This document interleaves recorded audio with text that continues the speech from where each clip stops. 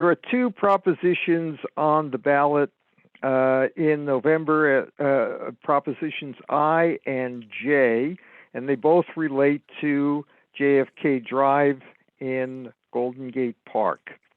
Measure I is titled Vehicles on John F. Kennedy Drive in Golden Gate Park and the Great Highway. And we have two spokespeople for that measure. Measure J is called Recreational Use of John F. Kennedy Drive in Golden Gate Park, and we have two spokespeople for that proposition. So let's start it off with 4 minutes for the proponents of Measure I, and they are Bill Bruckner and Vicki Bruckner. So we have not suggested any way that the proponents schedule their presentations. So you have 4 minutes, Bill and Vicki, to discuss Measure I and Measure J, if you'd like. Go ahead. Hi, well, I'm Victoria Bruckner, and I will be presenting our opening statement in favor of Proposition I. Prop I will reopen the Great Highway and the closed portions of John F. Kennedy Drive, Martin Luther King Drive, and Bernice Rogers Way in Golden Gate Park to their pre-pandemic condition. This is already a compromise because since 2007, Prop I will reaffirm that compromise, and JFK Drive will remain closed on Sundays and on Saturdays from 10 a.m. to 6 p.m. from April through October, 6 months of the year. So there will still be closed times on that stretch of JFK Drive that Prop J would close permanently, but Prop I will reopen it during the week and on Saturdays from October to April. What Prop I provides is a fully equitable access for all to the most popular attractions and locations and programs in Golden Gate Park and along the Great Highway. It does not create, as Prop J creates, a first and second class system where some people have full and fair access and others don't. The California Vehicle Code says you can't close a public road to some people and open it to others. Prop I will ensure that all residents throughout the Bay Area and San Francisco will continue to have practical and easily usable travel routes to and throughout Golden Gate Park and the Great Highway. The current system of road closures and our currently still limited public transportation make it very difficult and often impossible for many people who don't live near the park, for working families who don't have enough free time to cycle or skate long distances to the park, and for people with young children who have to bring all their gear to really even get to Golden Gate Park or the Great Highway without becoming really exhausted. So it's basically a policy of survival of the fittest and survival of the most fortunate who live closest to the park. But with Prop I, that will be much more equitable and safety will be maintained. Before the JFK shutdown, there were already designated safe pedestrian paths and fully designated and marked and separated bike lanes all along JFK Drive. Those will not be taken away. They will be restored. RPD has just painted over them. They will be restored. Reopening the Great Highway will help the environment and not hurt it. A full and proper environmental review of these road closures was never done. Closing the Great Highway hasn't lessened car and vehicle traffic. It's only moved it to the surrounding residential streets where 20,000 vehicles a day, cars and trucks, are putting pollution into the neighborhood. Seconds. And it's not any safer for residents, adults, and children. It also has endangered the ocean dunes habitat of wildlife, because people are now free to walk and run all over the dunes rather than following designated paths that were indicated by crosswalks when the Great Highway was open. Also, closing JFK Time Drive is up, Vicki. I'm sorry. has had the same effect.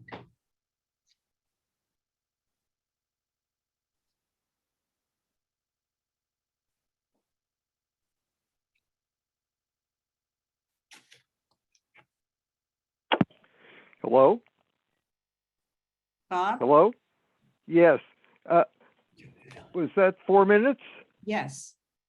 Excellent. Thank you. Thank you for our excellent timekeeper. Now we're on to the Proposition J. And for Proposition J, we have two spokespeople, Carol Brownson and Robin Pam. So I'll turn it over to you, and you divide your time the way you choose. Okay, good afternoon. I'm Carol Brownson. I'm in my 80s, and the last few years, it's become increasingly difficult for me to walk. Also, I can no longer drive. About a year into COVID, I got a mobility scooter, and it has completely changed my life and my perspective on getting around San Francisco. I learned to ride it on the Great Highway, then closed to cars, because it's flat. As I improved my skill, I added Car-Free JFK with its access to explore at Golden Gate Park. I prefer it on weekdays when there are fewer people. I see more seniors and those with difficulty walking as well. And driving has deteriorated since COVID. JFK was a high injury street before it was closed to cars. That is, it was one of the mere 13% of streets in San Francisco responsible for 75% of traffic injuries and death. Imagine what it would become if it were repopulated with cars and cut through traffic. There would be no reason to go there. I see Rec and Park is working on improvements, and I participated in a working group about access to the park. The results so far are the expansion of free ADA parking, including 20 new spaces behind the band shell, and blue zones by the Conservatory of Flowers and Nancy Pelosi Drive. I've seen the new park shuttle running every 15 minutes, and it's a very friendly and safe and helpful addition. We should let the city continue to improve accessibility and safety, and they are required to keep the Board of Supervisors updated. For all of these reasons, I believe Prop J is the only measure on the ballot that improves the park experience for people like me. Now I'd like to introduce Robin Pam, who will share more context on why we're voting on Prop J.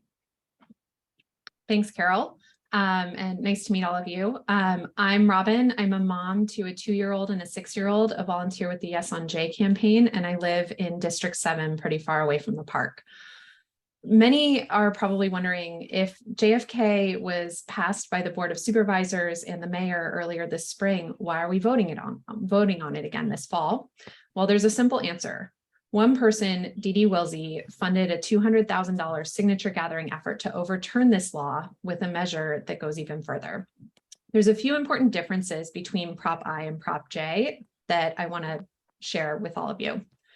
First, not only does Prop I overturn the existing safe JFK promenade that has brought an over 30% increase in visitors to Golden Gate Park, it also overturns the Ocean Beach Climate Adaptation Project, which has been adopted by the city to protect the West Side's wastewater treatment infrastructure from coastal erosion due to climate change.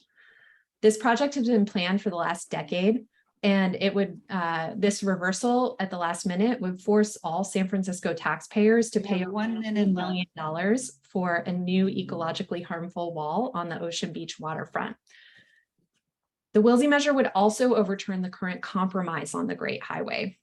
Right now, this compromise allows for weekday commuter traffic when drivers need it most, and weekend safe protected open space for families, seniors, people with disabilities, and people who can't get out to enjoy the coast on the weekdays. This compromise was brokered by Supervisors Chan and Melgar with Mayor Breed and is popular in the Sunset and citywide.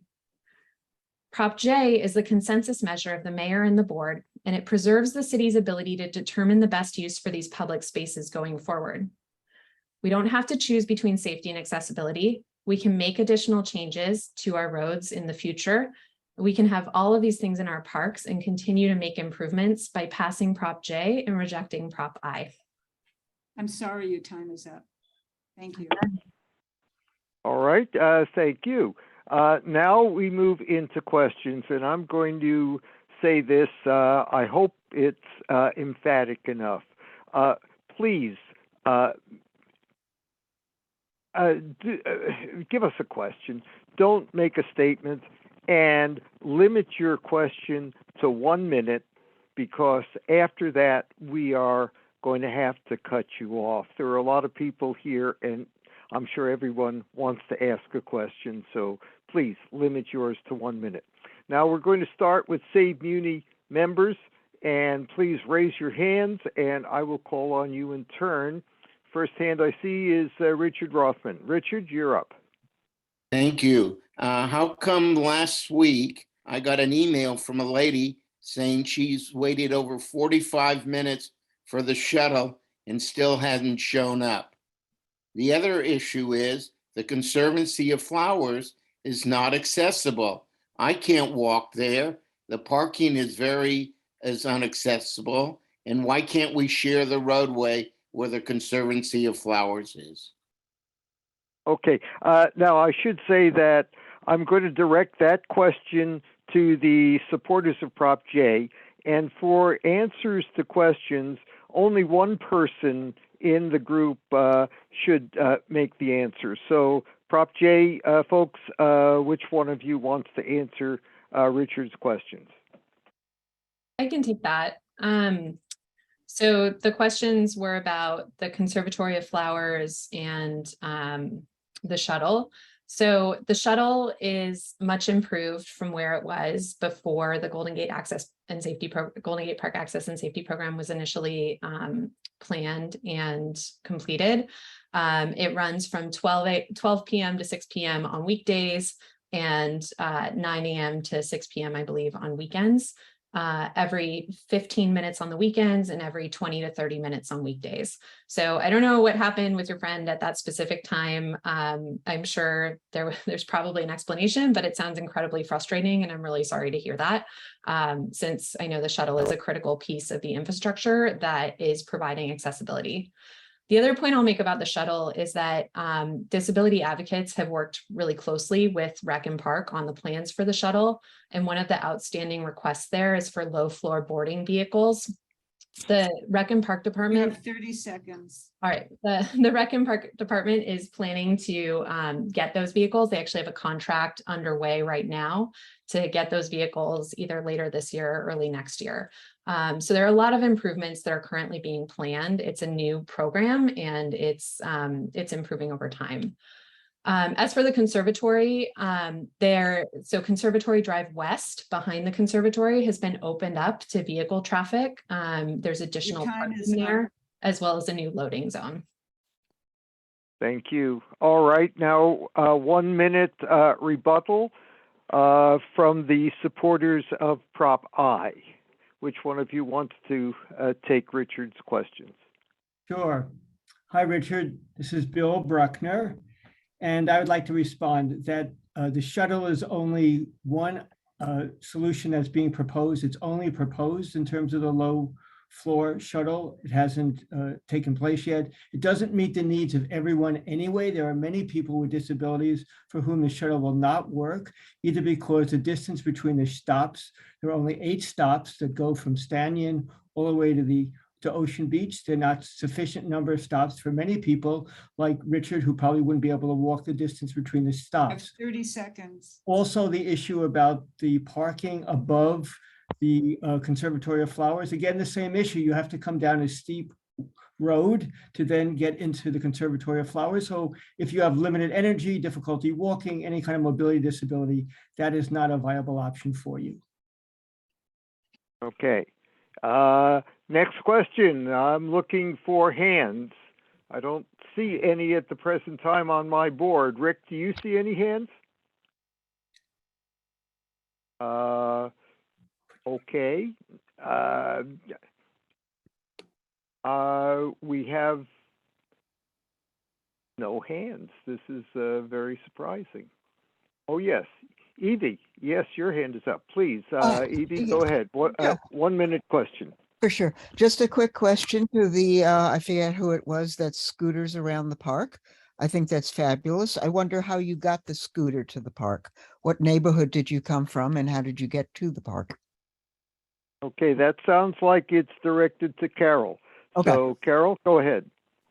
Yes, since I can't drive, I take Muni. Right. And I have various buses that I take. I particularly like one that leaves fairly near me because I can get on at the beginning. It's the 24. I live over on California Street in Lower Pacific Heights. So I can go to slow streets like Slow Page and go up Slow Page and into the park and then play. There are other lines, the 5, the 22, the 44, a lot of choices. I have a follow-up question.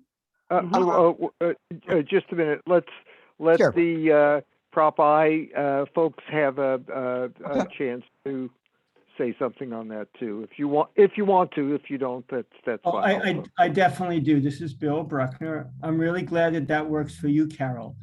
What the ADA says is access for all, the Americans with Disabilities Act.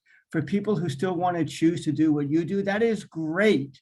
But to exclude a whole group of people for whom that is not possible, that's against both the letter and the spirit of the Americans with Disabilities Act, which I personally was very involved in passing. You don't remove rights from people. You know, people always have the right to do what you're doing and other things, but You there have are 30 people, seconds. but there are people for whom that is not possible and for whom driving is absolutely required. You've actually eliminated that possibility for them to get to the park and enjoy those programs, activities, and services adjacent to JFK Drive. Okay. Evie, we'll come back to you after other folks have had a chance to ask It's a quick questions. follow-up. It's a quick follow-up and then I'm done. Okay. Building on what Paul just said, taxi access is not possible for me. Taxis don't want to go through the traffic, so I don't have access that way either. I live with a disability. I'm a senior, and I'm terrified. I live in the museum. I love it. It's my addiction, but it's not accessible to me. Okay, we're going to take that as a statement Sure. rather than a question. So I'm looking for hands. Who else wants to ask a question? SaveMuni members. If there's no questions, I'd love to respond really quickly to that, if that's okay.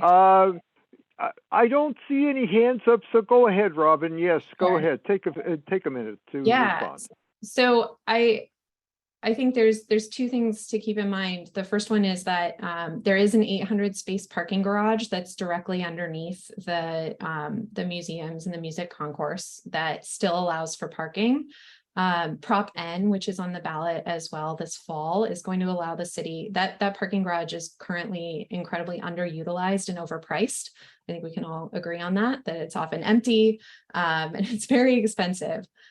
So the city is hoping to change the pricing, reduce pricing for people who need it from farther away neighborhoods and who have ADA placards in order to make it more accessible and help to solve some of the accessibility and parking issues. So I think we can't forget the existence of the parking garage in this discussion.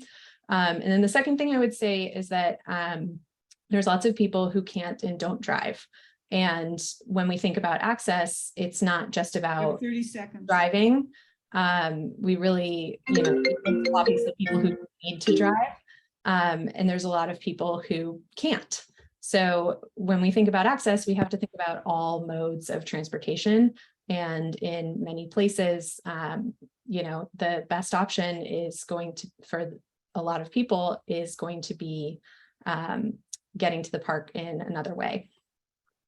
Okay, Sue, you're up next. Go ahead. Sue? Yeah, I'm here. Hi, everybody. Yeah, so my question was essentially what Robin just answered. But maybe we can expand on it. What accommodations are there for people with disabilities? Since that's the major argument against Prop J, and it's the garage, I guess. But are there any other, I mean, what other accommodations have been made for people with disabilities?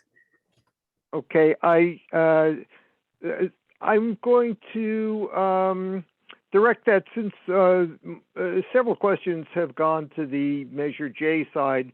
Let's start with Measure I on that one, and then we'll have Measure J folks rebut. Go ahead, Measure I. Yes, Bill? You seem to be muted. Hello, Bill? You seem to be muted. Okay, am I muted now? No, you're on. Go ahead. Great, thank you. So, you know, this whole issue is an issue of, do we allow some people to use the park and other people not? I mean, I'm really thrilled that families are using the park and, you know, folks who are using scooters are using the park. The question is, are we excluding people who can't use the very means of transportation that are available for other people? And let me say this about the garage. The garage is prohibitively expensive. Yes, there have been 20 spaces added behind disability parking spaces added behind the band shell. They were long needed. They're needed to be used by folks who use the band shell, the Japanese tea garden. They do nothing in terms of replacing the 540 spaces that have been removed along JFK Drive, many of which were also disability parking spaces. So yeah, they've added some spaces. And in answer to the question about what other disability accommodations are being provided besides the garage, Recreation and Parks Department, are talking about making other improvements, but they're not thinking about the needs of people, for example, who are blind or low vision or hard of hearing or deaf, for whom crossing JFK Drive now is actually much more dangerous because, as we know, bicyclists don't obey stop signs or skaters, and many people are being hit by those vehicles.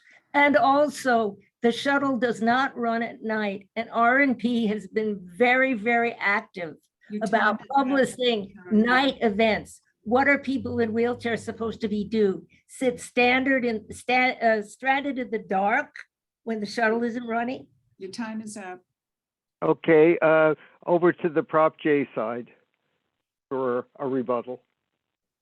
So the Parks and Rec has made a number of accommodations. It started over 2 years ago. They brought together a working group of seniors and people with disabilities. Carol was a part of that group. I know a number of other community members were, including Senior and Disability Action. And out of that group, they came up with a number of solutions to provide additional accommodation.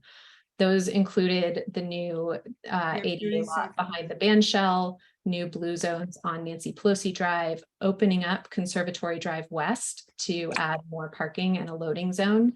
They have added the revamped shuttle. They are planning to improve the shuttle with a new contract that, even though it is not, they don't have the vehicles yet, they will have low floorboarding vehicles later this year. But they've really worked in good faith with disability advocates and a broader community, which Carol can speak to provide these accommodations and make further improvements. Okay, thank you. Paula, you're next. I guess that's Paula Katz. Yes, Paula? thank you. This was the first time I heard anything about stopping the Ocean Beach project. I don't know if it's wastewater or exactly what it was called. I've seen none of that in the publicity for and I'd like to know why that was added in, because I actually think it's a good plan and a lot of work has been put into it. So I'd like to know why that has been put in and why the publicity doesn't talk about that. Well, okay, I have to respond. It has not been put in. That's not true. There is nothing in Prop I that says anything about a seawall. What is going on at present is that, as I understand it, the Board of Supervisors is considering 4 different possible options for protecting the environment along the coastal beaches and with the wastewater plant. One of those options involves building a seawall primarily to ensure the safety and ongoing function of the plant. It has nothing to do with the Great Highway itself. And only one of the options is the seawall. There are other options that are being considered. Whatever option is chosen, it will have to be approved by the Coastal Commission.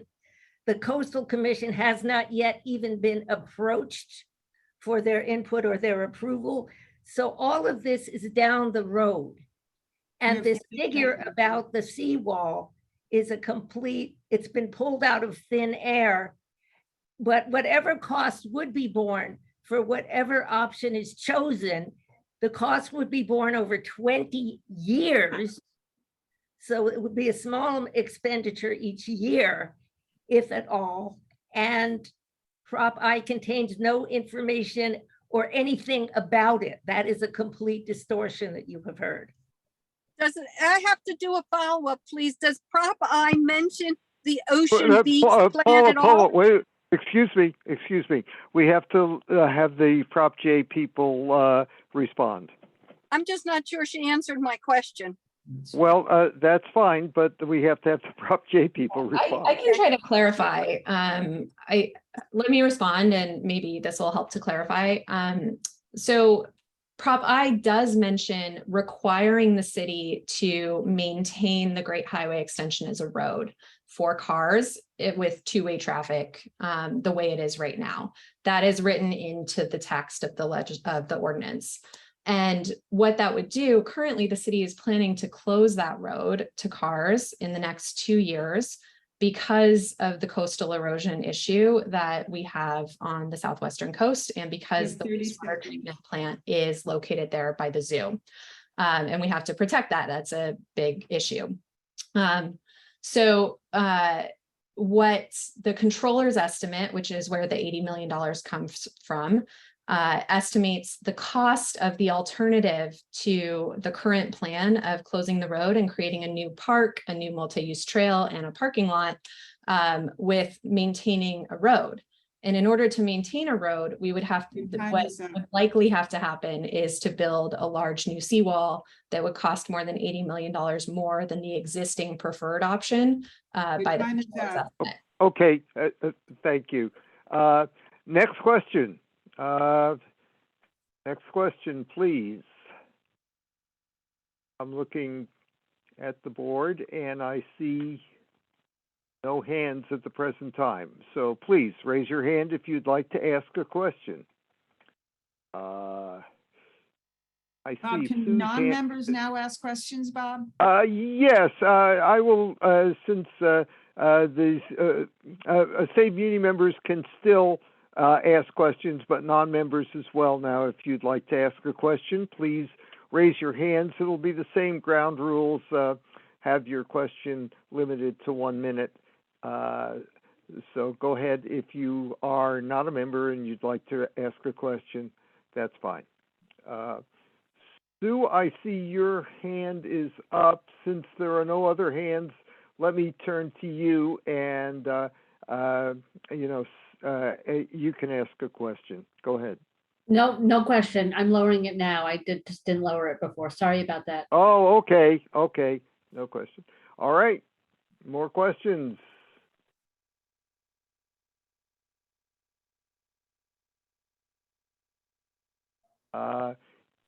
Evie, is your hand legitimately up, or did you just not lower it? No, I just raised it again. Okay, I go ahead. Yeah, go ahead. I wanted to rephrase what was the statement, make it a question, and it's about taxi access. Go ahead. Go ahead. My question concerns taxi access because I've heard from all the drivers they can't do it. Anyway, can someone talk about, and I think 8th Avenue, it's only a one-way in, but you can't exit. It's a horror show for the drivers, and therefore I won't get picked up. Does anyone have anything to say about taxi access? Well, let's see. I think let's balance it out. I think we'll go to the Prop J people to start with. Go ahead if you have a comment there. Yeah, so I think taxi access is an important concern. Prop J nor Prop I really address taxi access. I think taxi access was considered very carefully during the Rec and Park hearings. And what you can do from the northern side of the park is go through the garage to the other side of the music concourse for front door drop-offs at the museum. And that's the recommended plan that that was implemented. 8th Avenue access was considered during the Board of Supervisors process, and it was not ultimately included in the final plan that was passed by the board.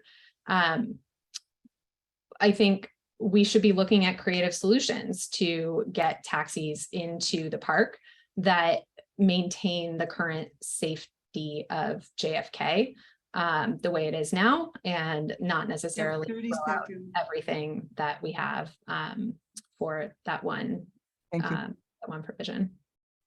Okay. To the Prop I people to respond about taxi access.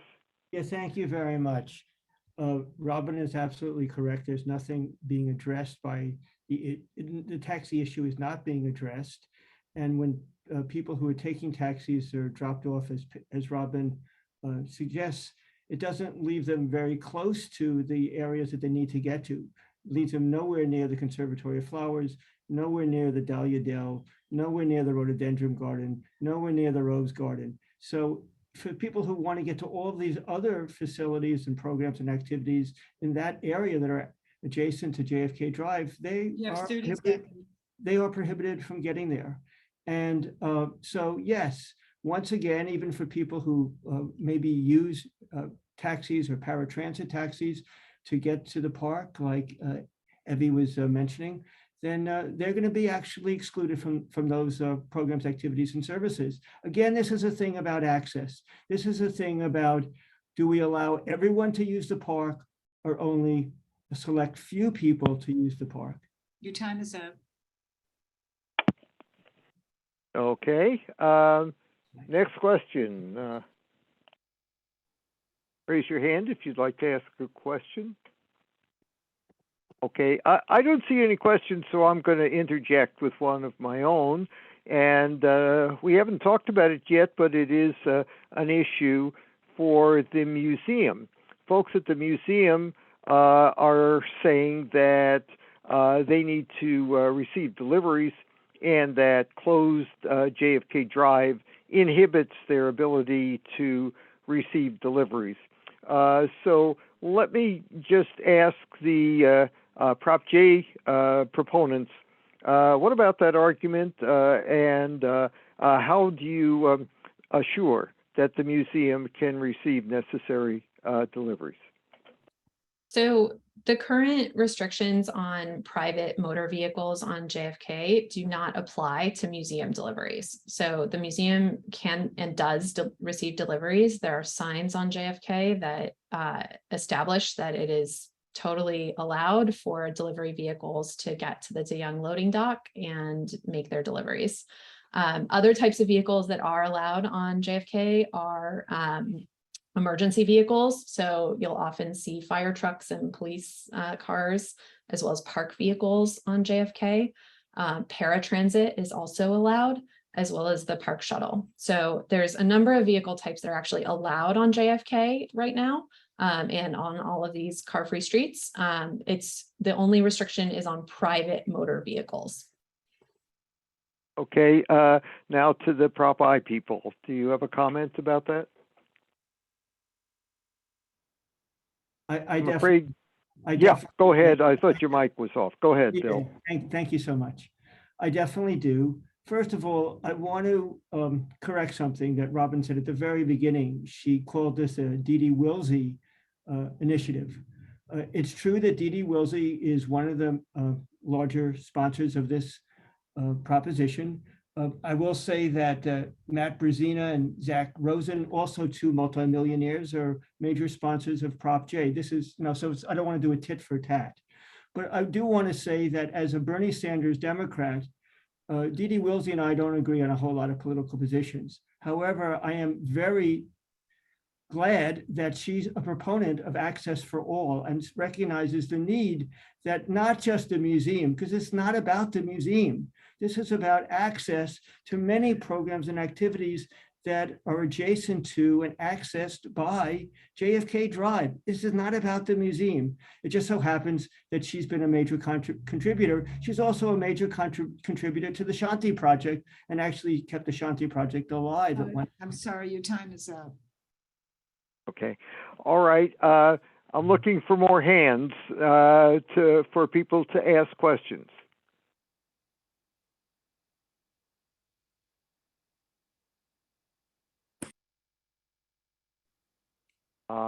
Okay. Mary Eliza, go ahead. You have 1 minute to ask your question. Okay, we're just asking questions about Jay now. No, you could ask a question about I or J, Okay. or I just had generally about somebody- JFK Drive. I just Go had ahead. somebody who could not get on to wanted to ask questions about the parking situation. I guess there's a problem with the way the configuration is now. People cannot park close to where they need to go. And I'm actually working with somebody who can barely walk 500 feet and he has to sit down. So I'm overly concerned now about people who can't walk long distances and need a lot more benches along the way. And for the idea for somebody to park You have 30 or seconds. get let out and then walk, any distance at all is very difficult. So parking needs to be really close to access needs to be just as close as everything else does for people who can't walk long distances. Thanks. I'll take that as directed to the Prop J people. So go ahead and respond. Anybody? I can take that, Carol, if you want to chime in, please do. I think that there are definitely, I think the conservatory is definitely the point that Rec and Park hears the most feedback on. And that's why they've opened Conservatory Drive West and Nancy Pelosi as well for more parking and more areas to provide that kind of access, as well as the shuttle and implementing that. The stops on the shuttle has been used to go all the way to Ocean Beach. Now it covers only the portion of JFK that's close to cars so that it can run a more efficient route and run much more frequently with efficient vehicles. So there's, as I've said before, and as Carol has said, there's still a lot of room for improvement in a lot of these plans. But if we pass Prop I, a lot of those improvements, like new benches or improvements to the shuttle, might not happen, honestly, because the budgets for those programs are tied to the Golden Gate Park Access and Safety Program. If we have to end up spending even $4 million a year from the city's general fund on the Great Highway Extension Project, for example, there just may not be resources to continue these improvements. So I think there's real opportunity cost here to abandoning everything the city has worked on for the past 2 years and starting over. If you have a problem with money, why are you painting the streets while we know? Mary, let's let the Prop I people have a response to that. Yes. To your question. Go ahead. Well, Mari, I'm one of the people who can't walk far. And I'm one of the people who can't use the shuttle because when I am using my mobility device, it's too big to fit into a standard wheelchair space on the shuttle. And once the shuttle is fully implemented, it will be so crowded that there won't be that many spaces for people with disabilities because everybody will want to use it. And therefore, I'll be stuck waiting probably at an inaccessible shuttle stop because not only do the benches have to be appropriately fixed, but the pathways between the stops have to be accessible. That's what the ADA requires. And it will take years for RPD and MTA to implement that. It is not the equivalent access to someone who can just drive and either drop you off or drive and accompany you to where you need to go if you need assistance, which I do. Okay. Next question from the audience, SaveMuni members and others. Haven't had many others ask questions, so you're welcome to ask them now if you'd like to. Next question.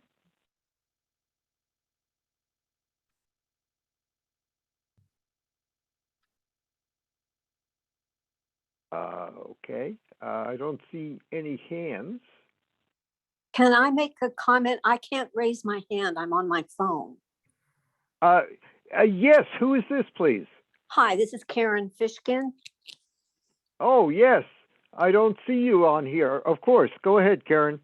Okay, thank you. I really love the idea of the mobility scooter, but I don't want folks to grab onto that and think that it's a universal solution. There are several problems. One is money. They're not cheap. And really low income people are not going to have the funds to purchase them. And then this is a city that has many, many stairs, and many, many people do not have You have garages, 30 seconds. which means you have to get this thing up and down stairs. You have to have a garage to store it. It's not a viable replacement for cars that can drop people off. Okay. much fun as Well, that sounds like a statement, but let's direct it to the Prop I side. Do you have anything to say about that? And then we'll let the Prop J people answer if they have something to say. I totally agree with the speaker, the person who just spoke. It's not a viable option for everyone. Again, my whole perspective is that what the ADA is about, like all civil rights legislation in this country, is to provide equal opportunity for all people. It's the same thing that happened with eliminating abortion. People can choose not to have an abortion or have an abortion. But when you eliminate that right, you eliminate that choice. You eliminate that option. When you make JFK Drive inaccessible to people, you've actually discriminated against a whole group of people, not just people with disabilities. People who have to travel long distances to come to the park, for whom public transportation is not a viable option. People who only have one day off every 2 weeks and don't want to spend 3 hours taking the buses to get to Golden Gate Park with their 3 children. Those are not viable options. Let's not make You have the 30 park. seconds. Thank you. Let's not make the park a park, really a playground for only some people. And I hate to say it, an elitist group of people. Let's not close it off to everyone. And that's what, in fact, Prop J will do. The Thank you. Bay Area is not a gated community. Why do we gate our parks? Okay. Prop J, folks, comment? Carol, do you want to take this one to comment on the access with the scooter? There are many, many, many kinds of disabilities, and there are many kinds of mobility devices for people with disabilities. I even saw a marvelous piece today on somebody who broke a Guinness Book of Records, who was quadriplegic in a wheelchair that he drives with his breath. There's so many new devices being developed every day. There's endless possibilities, and my mobility scooter certainly isn't the be all and the end all. So I think we need to look into various possibilities. Okay. Howard Wong. Howard, you're next. Yes, I missed most of the meeting. Sorry, I had some computer problems. Irrespective of how I and J and the other measure come out, it seems that there are many design possibilities that really haven't been explored. For instance, Paris has a new master plan for the Champs-Élysées, which has a nice blend of traffic lanes, bike lanes, parks, pedestrian ways, and it's a beautiful You have 30 seconds. concept. So irrespective of how I and J come out, is there a possibility of some kind of a new master plan design process to study all the options that might satisfy everyone in San Francisco? Okay, let me direct that to the Prop J people. Yeah, I can take that. So the city has just concluded a 2-year process to evaluate many different options for JFK that resulted in a Board of Supervisors vote, as well as a signature from the mayor with the configuration we have now. If we pass Prop J, the Board of Supervisors and the mayor will be able to change this configuration in the future. And they're also planning to undertake a similar extensive planning process for the Great Highway over the next several years as well. There's legislation right now from Gordon Marr that would direct the agencies to do the same thing on the Great Highway that they've just done on JFK. However, if we pass Prop I and Prop J fails, we wouldn't be able to undertake any kind of planning process as a city. We would have to go back to the voters and back to the ballot to make any further changes to these spaces in the future. So we'd be back to JFK only being available for people for recreation, Saturdays, You have 30 seconds. Sundays from 6 a.m. to 6 p.m. and some Saturdays, half the Saturdays from 6 a.m. to 6 p.m. So there'd be no night times, no full weekends, weekends in the winter on a 70-degree February day. You couldn't go out on a Saturday. And we'd be locked into that without another ballot initiative in the future. So there's definitely possibilities for planning improvements and making changes in the future, but if it's past Prop I, it's going to be really, really hard. Okay, Prop I people, your chance. Go ahead. Yes, to respond to Howard Wong's comment, and I appreciate it. As an architect, you understand the concept of universal design. And in order to get a sense of how the city could have designed plans for JFK that would have provided equal access for everyone, you just have to compare it with Crissy Field, which was funded by the feds because it's the Golden Gate National Recreation Area. So the feds did the accessibility. You have 30 and seconds. it is so accessible to everybody, people of all sizes, people whether they come in cars or whether they ride bikes or whether they take the bus or whether they take a taxi, they can all go there. And anybody who comes in a four-wheel vehicle can also park. And they are so inclusive that they even include water fountains that are at the height that dogs can drink from. And that is full access, and that is universal design. And the city has not used that. Okay, next question.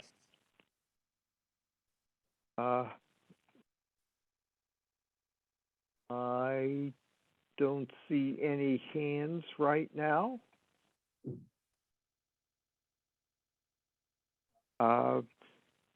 This is your chance to ask a question, so please don't be shy. Raise your hand.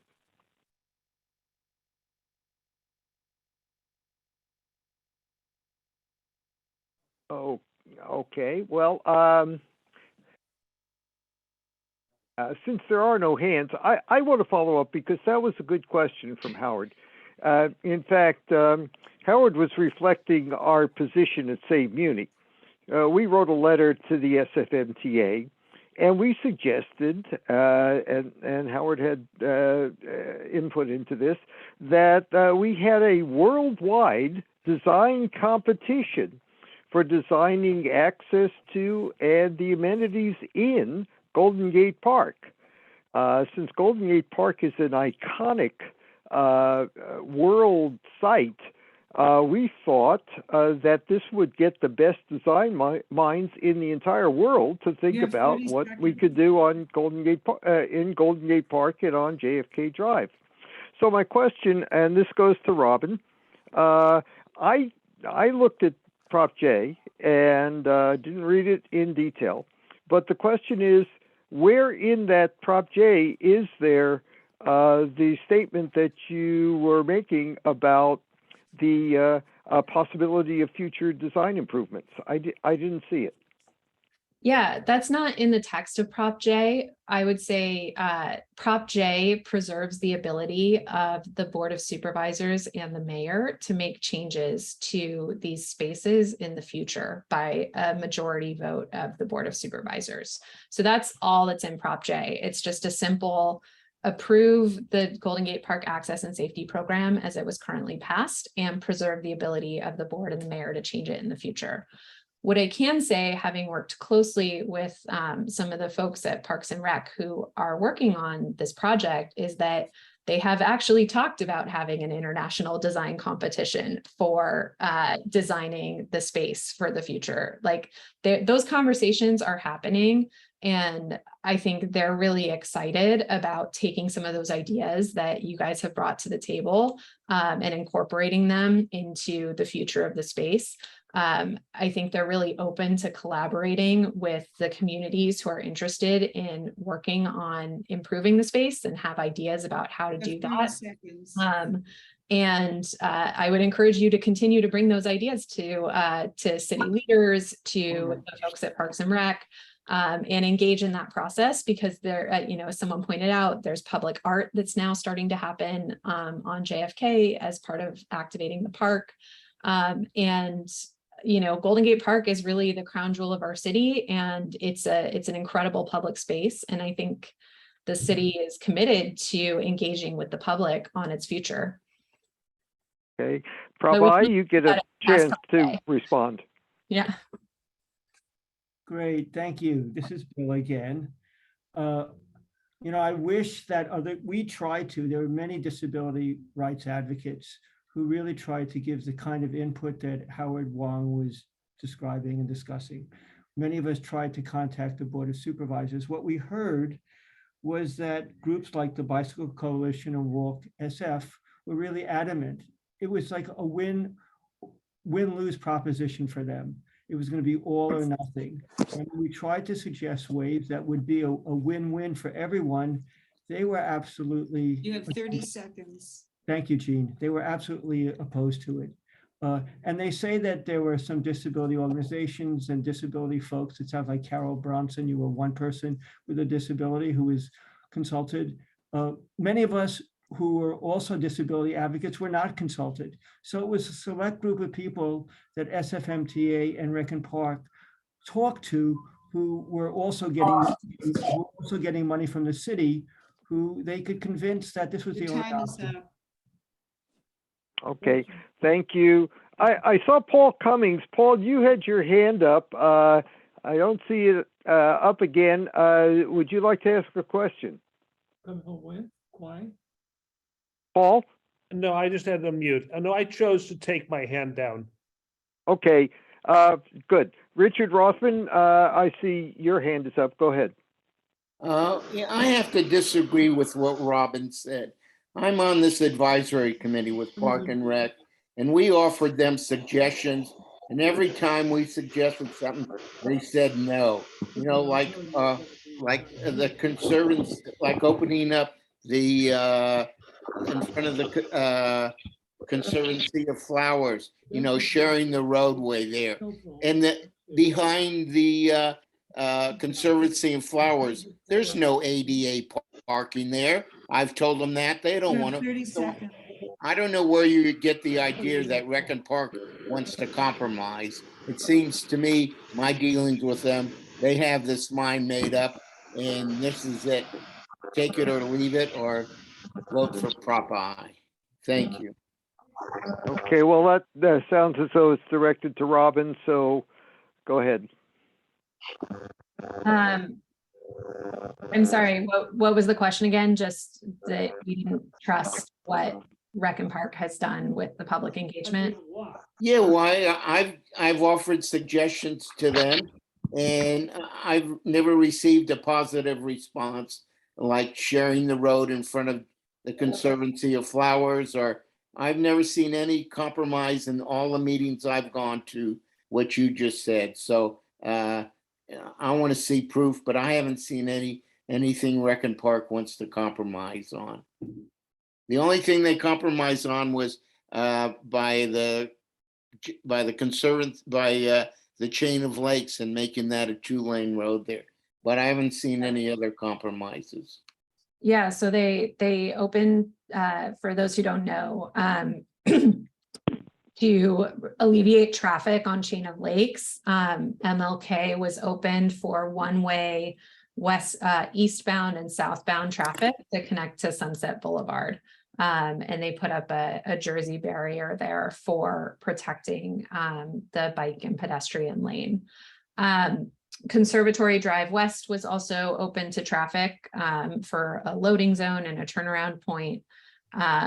There have been Nancy Pelosi Drive used to be closed to cars at the beginning of the pandemic. It was also opened to cars all the way up to the intersection with JFK, and a new blue zone added there. So there's been a number of efforts that they've undertaken. And I would say Prop N as well, which is also on the ballot, is another way that Rec and Park is trying to make good on its promises to provide more access for parking in the park. Okay, over to the Prop I side. Okay, I'd like to add, in support of what Richard said, that there have been a very rigid series of choices. Even the public process that SFMTA and RPD did together when they staged public meetings in different city locations to get residents' feedback. They were very directive about which choices were offered to people to vote on. They narrowed it down to their particular 3 choices. You have 30 and they seconds. didn't consider any other options. And I am afraid that what was done reflects such a meager knowledge about the disability community that I've worked in the Bay Area for 44 years, that I feel like they don't know the way we live. They don't know our limitations. They don't know what helps us. And frankly, we were an afterthought. And if we hadn't kicked and screamed and yelled Your at time Board is of up. Supervisors meetings, even the shuttle wouldn't have happened. Okay. I see a hand from Peter Belden. Peter? Thank you. Yes. Yep. Thank you. I had a question also related to Prop I. This could be for both sides. I've read a little bit. I wonder if you could tell us about the effect of Prop I on the wastewater treatment plant. I read in an article that they have the city has a climate plan to protect the wastewater treatment plant from rise, and that Prop I would prevent that plan. It said something about a possible sewage spill on the beach, which was of concern. And then folks shared with me that the Sierra Club was opposing Prop I for this reason, concerned about the beach. So I wonder if folks on both sides could share a little bit more about that issue. Right. Well, I'll direct that to the Prop I people, and then Jay folks will get a response. Go ahead.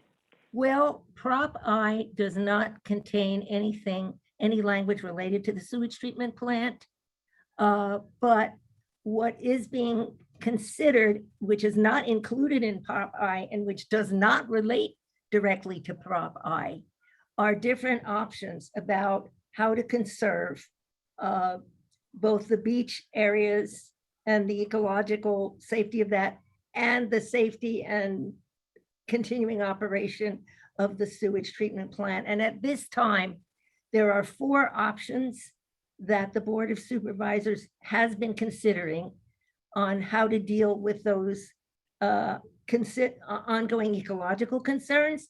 And the seawall that you heard about that was ostensibly going to cost $80 million is only one option, and no decisions by the Board of Supes have been made to choose any of the other options. One of them is beach You have abatement. 30 seconds. And so all of this is going to require the approval of the Coastal Commission, and they haven't even been approached yet. So what you've been hearing is all highly hypothetical, although of course it's a long-term concern in general, what will happen to the beach and the coast with sea level rise.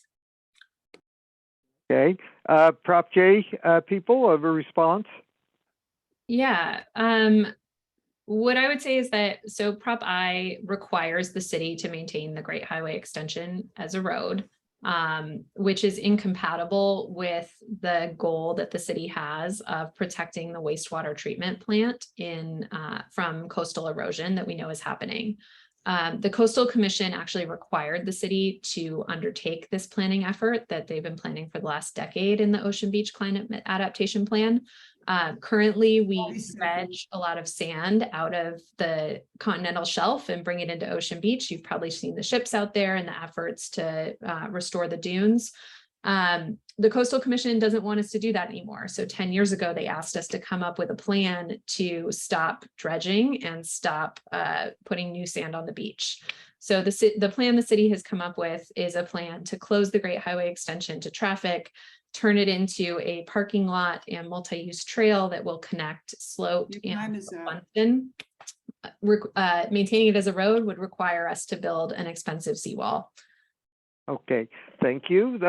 Prop I. I believe we already spoke to that. Do you have? Yes, you did. Okay, that's fine. Thank you. Mary Eliza, I see your hand is up, so you get one question, and then maybe we'll have time for one or two more, and then we'll move to closing arguments. Go ahead, Mary. Okay, another person who can't get on wants me to ask this question. There's a problem with signage, lack of any idea of how to get around the way the park is now configured, or the streets around the park are now configured. I don't know if anybody's mentioned the problems with the traffic on the side of the park yet, but of course that's part of the problem. But for people that don't know their way around the city, to figure out how to get either through the park or into the park or where they want to go, it requires a lot of turning around in circles and being radically confused. 30 seconds. Often give up and leave. So we're wondering how that's going to be addressed.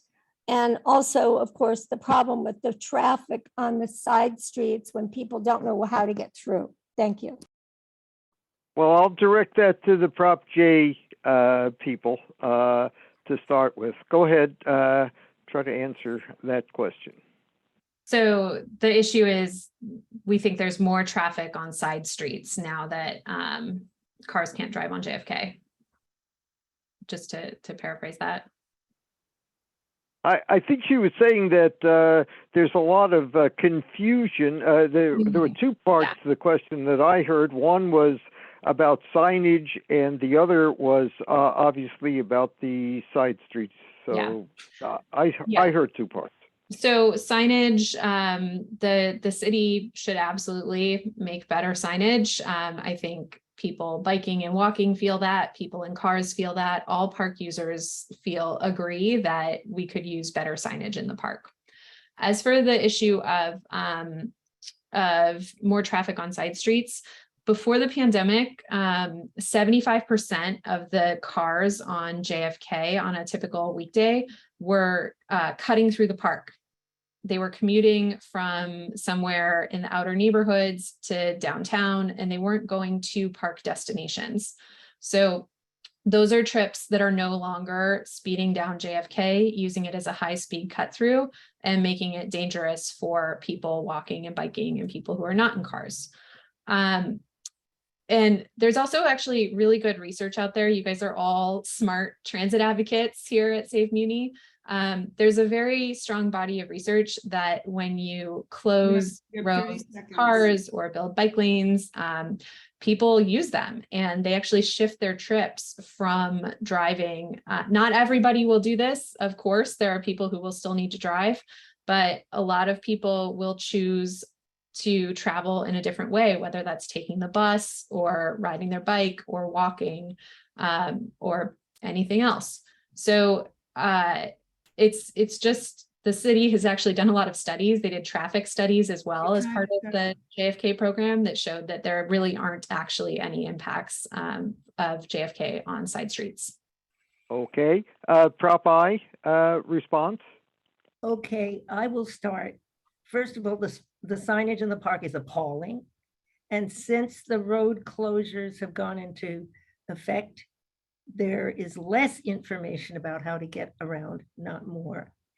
And to my knowledge, the signs are largely inaccessible to people who have difficulty with reading or seeing. So not large print, not high contrast, and very difficult to find even for drivers. So that I agree with Robin, the city has to do a lot better about signage. In terms of traffic patterns, 30 seconds.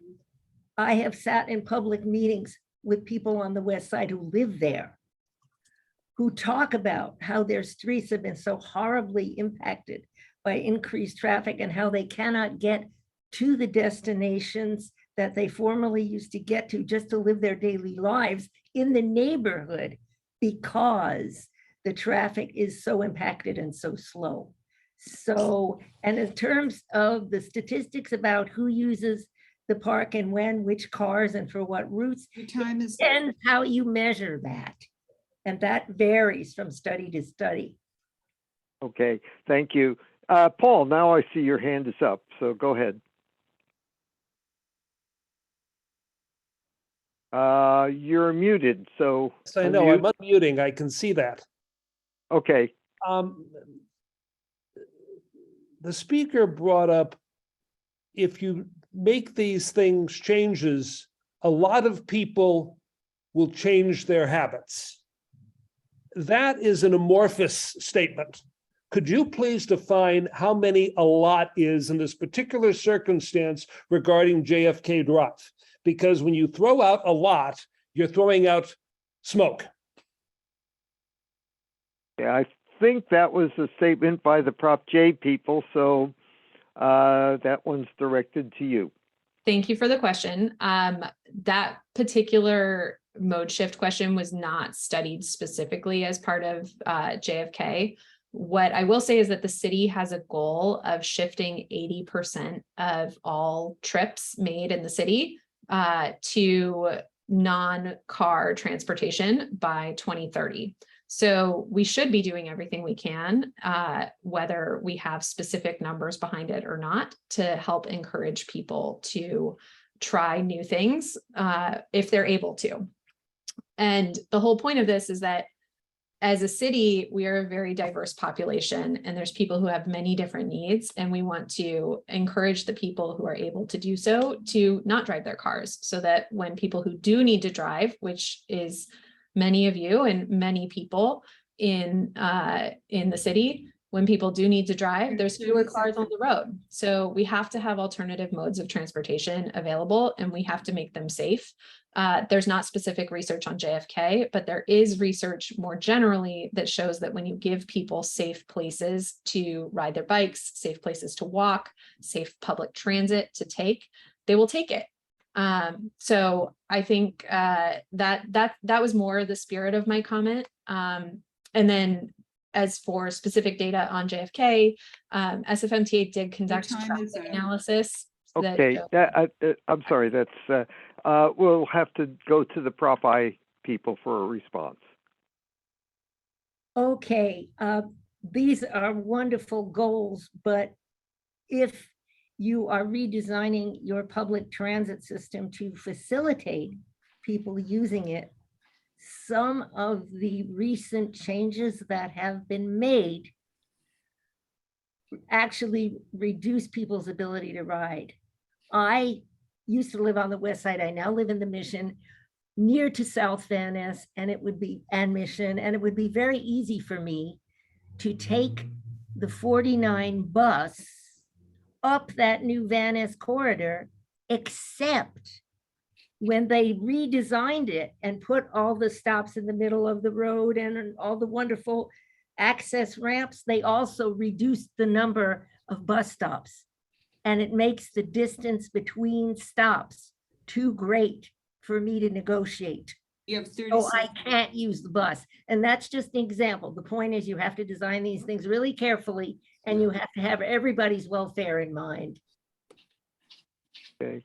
I see that Jerry has his hand up. He hasn't had a question yet, so I'm going to go to Jerry. And then I see Sue has her hand up, and we'll have a question from Sue, and then that'll be the last question. So Jerry, go ahead. Yeah.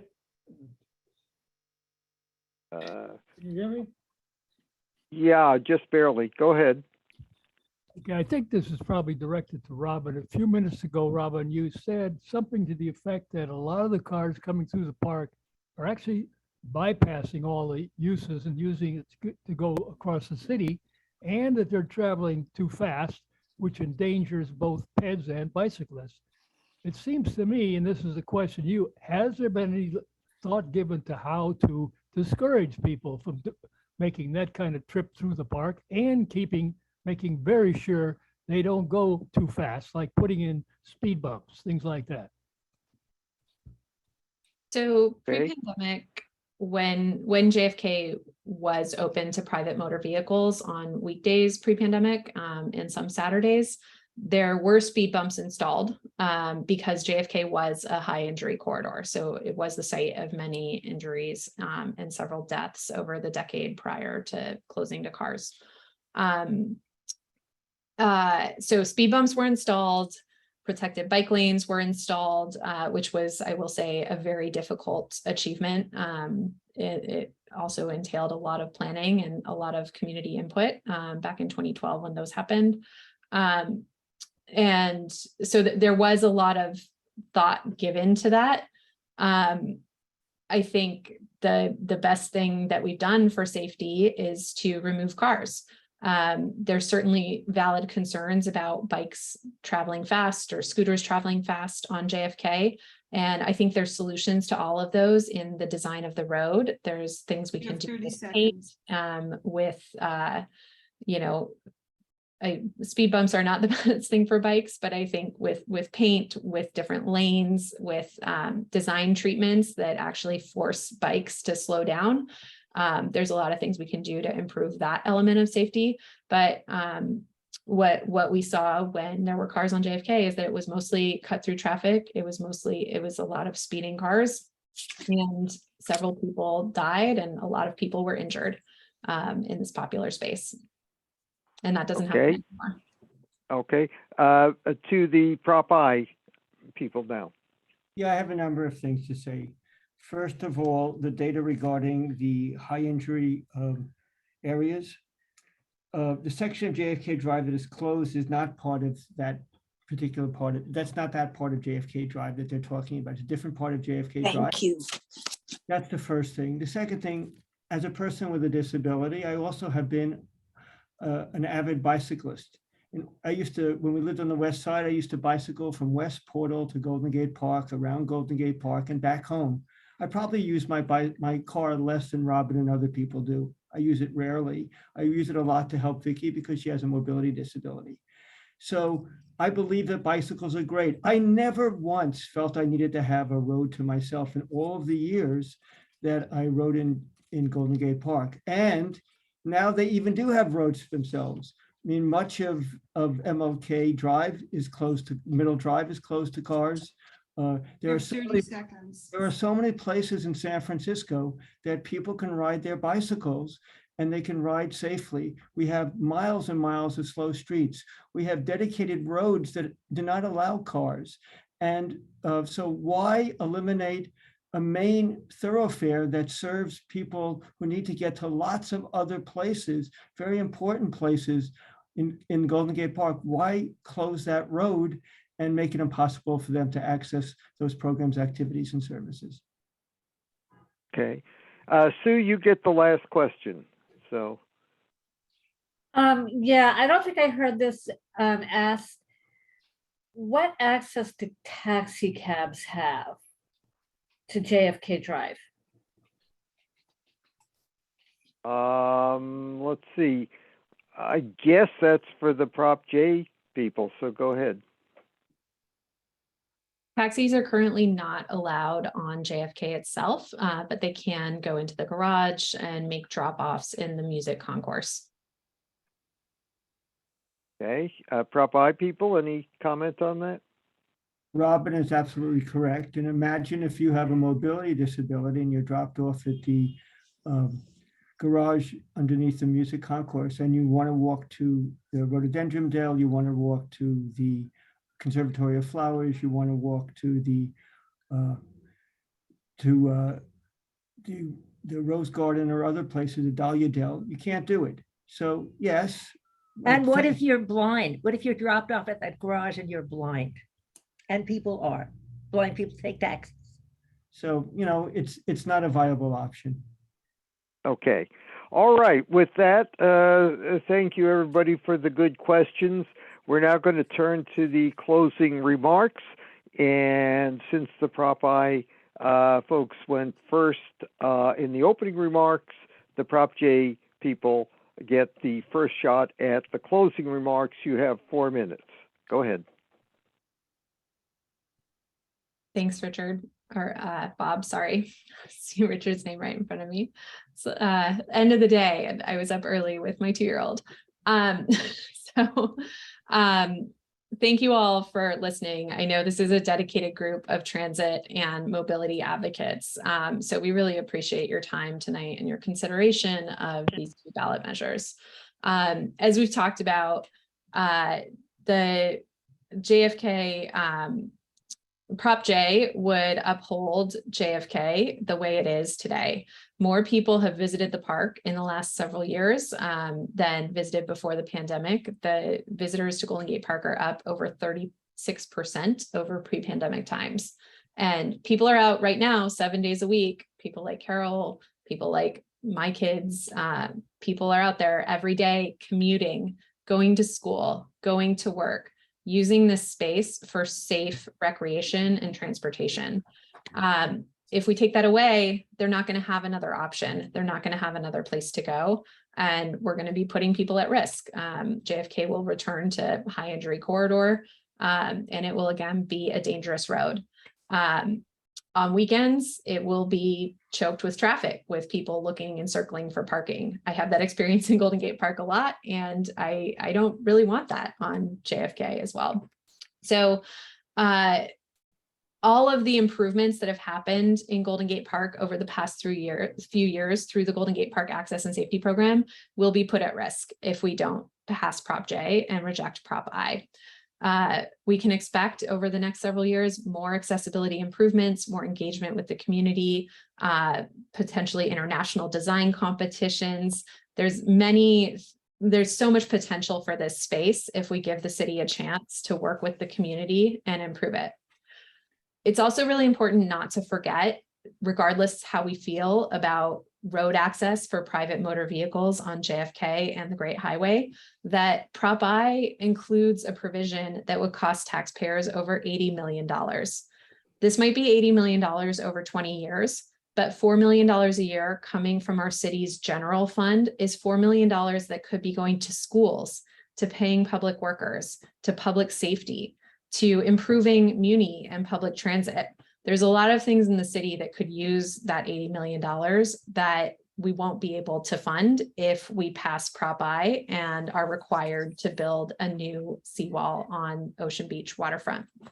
So for all of these reasons, to preserve JFK, to preserve the existing compromise on the Great Highway that gives weekday commuters the benefit of a road, and weekend recreators the benefit of safe, open recreational space, and to preserve the Ocean Beach ecosystem and our wastewater treatment plant for the lowest possible cost for taxpayers, I urge you all to support yes on J and no on Prop I. Thank you. And now for the closing remarks from the Prop I supporters. Jean, do I have 2 minutes or 4 minutes? You have 4 minutes between the 2 of you. Okay, great. Thank you so much. Sure. So I have a number of things to say. I'm really glad that Robin is concerned about her children. I think that's great. I'm also concerned about children in the future. I was a social worker for many, many years. So I think about other children. I think about children with disabilities. I think about children who live in neighborhoods where it's very difficult to access, very difficult to get to Golden Gate Park. I think about their needs as well. I'm not just thinking about a select group of people. I'm thinking about everyone. I'm also someone who's concerned about the environment. I know that we have an environmental crisis coming. I don't have my head in the sand. However, even though part of the sand is Ocean Beach, I realize that we do have to address this issue, but I think there are many more things that the city, the state, and the country can do than this issue, which is just it's a window dressing issue. It appears like we're really tackling a critical issue when we close JFK Drive and we close the Great Highway, but it's really just window dressing. We're not getting people stopping driving. We have to do some really radical things to get people to stop driving. Just diverting the cars and the trucks to other neighborhoods in the outer Richmond and the outer Sunset is not solving anything. Just diverting the cars from JFK Drive to the neighborhoods in the inner Sunset and the inner Richmond is not accomplishing anything. And when we're doing this, of course, we're eliminating opportunities for people to enjoy Golden Gate Park, people who really rely on cars. Like I said, I probably drive less than many people, but when I need to drive, because of issues of access, I want to be able to have that opportunity. We don't want to deny people the right to really be able to use the park. The measures that are being proposed will never be, the access measures that are being proposed will never adequately address the needs that some people have to really have to drive. A yes vote on Prop I is a vote to preserve and defend the Americans with Disabilities Act, which enshrines the principle of access for all. Like I said, closing these roads is only window dressing. And again, it eliminates the opportunity for pedestrians. It eliminates the opportunity for people who really need to use those facilities to access them. It's created serious risk to pedestrians getting to popular destinations because people who are blind and people who are deaf are really at great risk now crossing JFK Drive because bicyclists and skateboards routinely run stop signs. We all know that. Like I said, there are many places that kids and parents can bike and skate that are car-free. Like I said, much of Middle Drive and Golden Gate Park, Chrissy Field, McLaren Bike Park, Heron's Head Park, the new Presidio Tunnel Top, not to mention the miles of limited 1 minute. slow streets in San Francisco. So, as we've been saying all along, Prop I is actually a compromise. We are still allowing the recreational use of JFK Promenade on every Sunday and 6 months of the year on Saturdays. When you vote yes on I and no on J, you are saying yes to You inclusion. have 30 seconds. You are voting to keep Golden Gate Park a park for all and not just a playground for some. You are upholding the letter and spirit of the Americans with Disabilities Act. You are endorsing the right of all people to enjoy Golden Gate Park. You are keeping San Francisco safer and healthier for everyone. Thank you. And thank you. And thank you to both sides of this very spirited debate for presenting your views. And we appreciate you coming before SaveMuni. And that's the end of the